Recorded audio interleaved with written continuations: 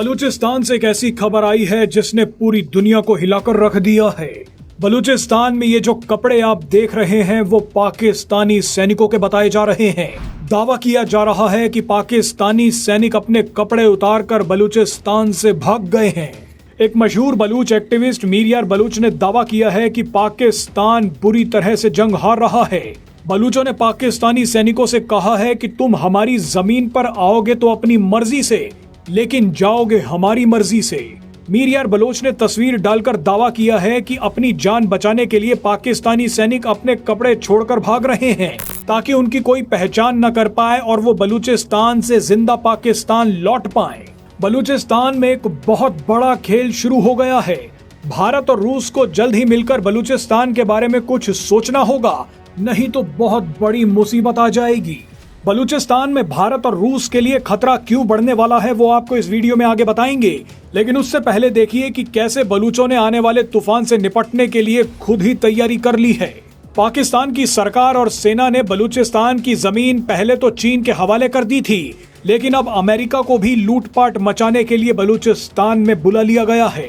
इस खतरे को देखते हुए बलूचिस्तान ने सबसे पहले बदला पाकिस्तानी सेना से लेना शुरू कर दिया है, क्योंकि असीम मुनीर ही अमेरिका को बलूचिस्तान बेचकर आए हैं।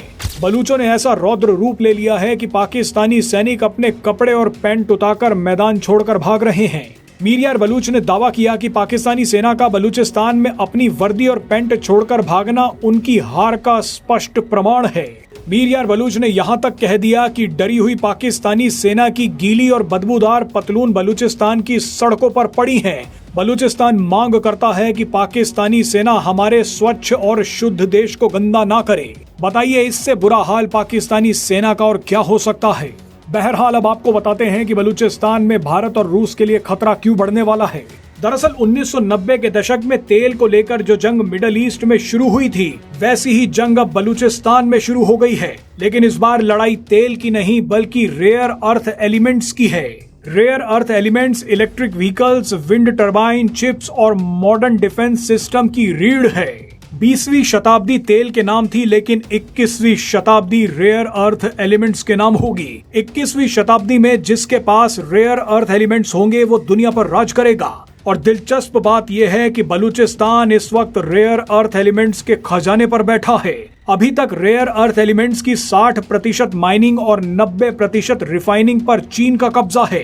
रेयर अर्थ एलिमेंट्स पर ही बादशाहत बनाने के लिए चीन बलूचिस्तान में घुसा था, लेकिन अब इस खजाने में अमेरिका को भी हिस्सा चाहिए। बलूचिस्तान में इतना खजाना है कि 50 सालों तक इसे लगातार निकाला जा सकता है और खरबों रुपए कमाए जा सकते हैं। हाल ही में अमेरिकी राष्ट्रपति डोनाल्ड ट्रंप ने पाकिस्तान के आर्मी चीफ असीम मुनीर को बुलाकर कहा कि बलूचिस्तान का खजाना सिर्फ चीन नहीं ले जा सकता, इस खजाने में हमारा भी हिस्सा होगा। असीम मुनीर ने डोनाल्ड ट्रंप को बताया कि अमेरिका किस तरह से आसानी से बलूचिस्तान में एंट्री ले सकता है। असीम मुनीर के कहने पर अमेरिका ने बलूचिस्तान लिबरेशन आर्मी को एक आतंकी संगठन घोषित करवा दिया। अब आम बलूचियों को बलूचिस्तान लिबरेशन आर्मी से बचाने के नाम पर अमेरिका बलूचिस्तान में कदम रखेगा और अमेरिकी कंपनियां बलूचिस्तान को लूटेंगी। इसमें कोई बड़ी बात नहीं है कि चीन और अमेरिका बलूचिस्तान को लूटने के लिए हाथ मिला ले। अगर ऐसा होता है तो ये भारत और रूस के लिए बहुत बड़े खतरे की बात होगी।